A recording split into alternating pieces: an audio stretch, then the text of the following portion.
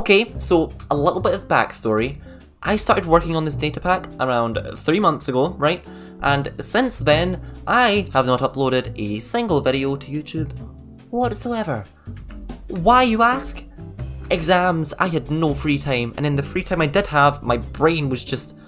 I had no brain capacity to do any coding, genuinely. I'm glad it's all out the way. But I am now on my summer holiday, and I now have more free time. It feels incredible, and I have managed to put that free time to use, and have finally finished this Morph data pack after 3 months. And this is what we're going to be going through today. So, to open the menu, all you have to do is look straight up and sneak, and in your chat, listed will be every single mob you have unlocked. Yes, you unlock these. So, let's say, for example, I want to become a cave spider. Boom, I'm a cave spider. I just click the text, it makes sense. Dolphin, pufferfish, skeleton, stray, squid, spider, silverfish. It's very dynamic and very quick. But more interestingly, these blue highlighted names, so for all these mobs that have the blue square brackets next to them, they have a submenu. So for example, slime, you have different types of slime, right? So I could become a large slime. I will be going through every one of these abilities throughout the video, but I could maybe become a bee, but I want to become a baby bee. A baby bee. A baby bee. Or if you wanted, you could become a villager who is from a, I don't know, let's say a swamp, who is a shepherd and is a baby. There you go. There is so much choice when it comes to your morphs, and it's taken a lot of work to get this working, I'll be honest. I'll show it on screen now. There is one Python file. It's horribly written, but it works to generate the rest of the files for the data pack, but it has something like 800 lines of code. This has been a headache, but I'm glad it's finished and it's ready to be released. So what I'm going to do now is I'm going to go through each of these mobs one by one and kind of take you through all of their abilities or anything you need to know about any of these morphs. So let's get started. Axolotls get water breathing and dolphin's grace to help them swim and breathe underwater. Other than that, just like in actual Minecraft, they don't really do anything. Although, in fairness, they are kind of cute, aren't they? Now, what doesn't get away with being useless is the bat. So they don't really have any unique ability themselves. However, just like all of the mobs that can fly, they have this unique flight ability. So this item in your inventory explains how it works. I will quickly demonstrate. When you're morphed as a mob that can fly, to engage the flight mode, all you have to do is look up at above 45 degrees and jump. And as you can see, you get these little arrows which indicate that you are ascending and you have entered flight mode. So normal movement just keeps you stationary on your Y level. Your Y level doesn't change, as you can see. It's just normal movement through the air. You can shift to go down, and if you want to ascend, you just look up again. To exit the flight mode, all you have to do is land on the ground and you'll be taken out of it until you jump and look above 45 degrees again. Blazes can fly, but they also have this fireball ability, which does not have a cooldown, so you can look at anything you want and commit arson. Bees also have the ability to fly, however they also have the added power of whatever they punch getting poisoned. Cave spiders have the same ability, however obviously they don't fly. However, they do have the added benefit of being able to climb up walls. So to do so, all you have to do is walk up to a wall and sneak, and you will begin to claim it as a spider. Chickens can float. That's all they do. All of the type of fish get some water breathing, however they don't get a speed boost because fish in Minecraft are actually quite slow, which is kind of interesting. All of the underwater exclusive mobs also have the added benefit of dying on land. Yeah. Cows can eat grass by looking straight down. Yep, that's their whole purpose in life. As you'd probably expect, creepers have the ability to blow some stuff up, so if I was to summon a bat, because we all hate bats, I can blow up that bat by sneaking. I'm not gonna hit it. Oh, did I get it? I got it. There you go. But as you can see, creepers explode upon sneaking for 3 seconds. I can get that wolf.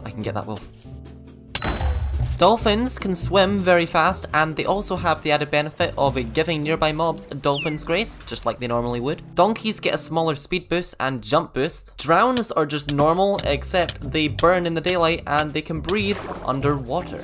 There's nothing unique you can do as the player when you're an Elder Guardian. However, it still has its normal AI and it will still give many fatigue to every nearby player. It's very annoying. As an Enderman, you'd probably expect to be able to teleport, right? You can with this item which is given to you in your inventory. Whenever you drop it, you get randomly teleported within a 50 block radius. Now, I was going to add a cooldown to this, but I didn't, because it means you can do this.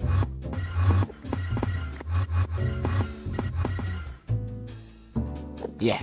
Endermites do nothing at all. They're useless. Why are they in the game? The Evoker has two unique abilities, the first one being summoning Vexes. This does not have a cooldown. Why? Because I thought it would be funny to just be able to do that.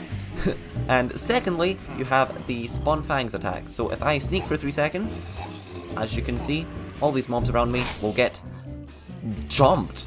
And then, as you can see, after a little bit of time, these Vexes will disappear. They do not stay forever, just like they normally wouldn't stay forever if they were spawned by an actual Evoker. Foxes have this little pounce ability, so all you have to do is sneak and jump, and you will jump very high. As you would expect, you can fly as the Ghast using the normal technique, I guess, but the other thing as a Ghast is you have this ability to fire fireballs. So all you have to do is drop this item and you shoot a fireball. It is hard to see as the Ghast. I'd recommend you go into Quake Pro to kind of help with that. But as you can see, if I want to maybe set this whole forest on fire, I can just spam this, look at that general direction, and then if I have a look after, there we go. You can see the fireballs have been shot, and they can still be deflected by other players. Glow squids do nothing. If you hold this item while morphed as a goat, if you whack a mob, it will headbutt it, and it'll go very far. Now you see it, now you don't. Goodbye. Ooh. As a guardian, you can swim fast and you can breathe. However, if you happen to pass some squids, like we have here, as you can see, the lasers will fire out just as you would normally expect. Yeah. Horses and mules get a bigger speed boost and a jump boost than a donkey, specifically speed 2 and jump boost 2. Being an iron golem does give you a little bit of slowness. However, you also are able to just whack anything that comes into your path. Basically, it behaves like a normal iron golem would. You don't need to click anything. I'm not doing anything right now. It just automatically destroys any hostile mobs that it comes in contact with. If you drop this item while morphed as a llama, it will spit, and it does damage to other mobs if you hit them. Magma cubes and slimes are unable to move by walking. The only way they can move is by jumping, like so. Ocelots get a very slight speed boost. Parrots can fly. Same goes with the phantom, however the phantom will burn in daylight. Pufferfish poison nearby mobs. Much like the slime and the magma cube, the rabbit can only move via jumping, and it can jump up to 1.5 blocks high. Being morphed as a snow golem gives you an infinite supply of snowballs. Turtles can swim a bit faster. The wither can fly, as you would probably expect, but it also still has its normal AI, so it will still destroy absolutely anything it sees in its path.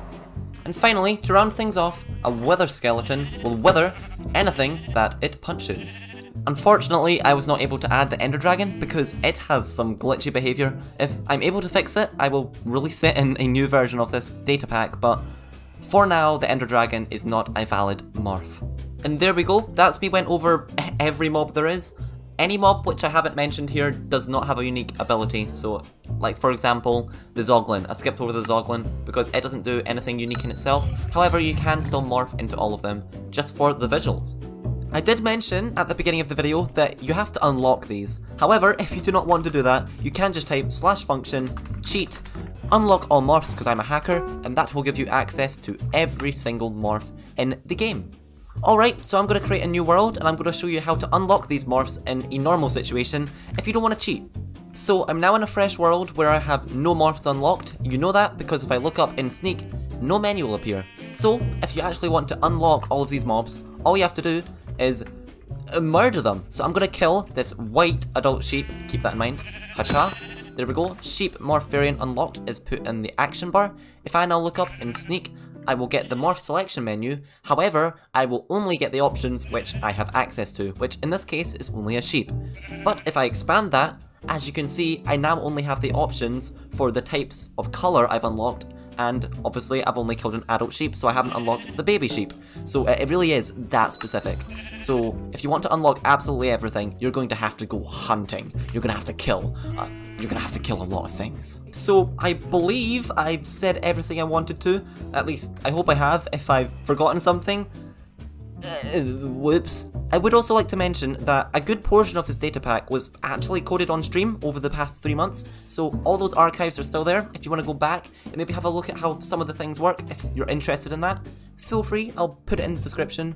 But otherwise, thank you for watching, and I will see you. Goodbye!